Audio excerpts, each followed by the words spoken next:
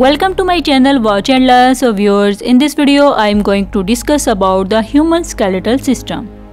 The skeletal system in all the bones in your body.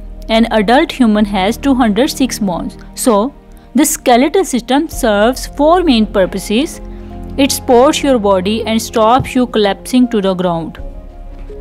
It protects your internal organs from damage. It keeps your internal organs in place.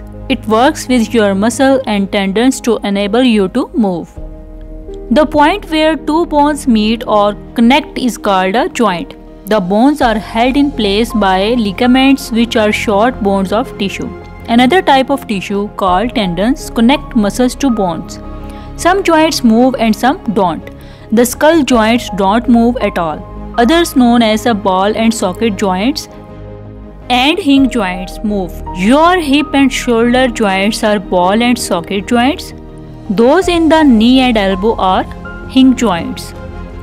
Do you know a young child has more than 300 bones? So how come an adult has only 206 bones? Well, the young bones don't fall out like children's teeth. Instead, some of them knit together to form larger bones.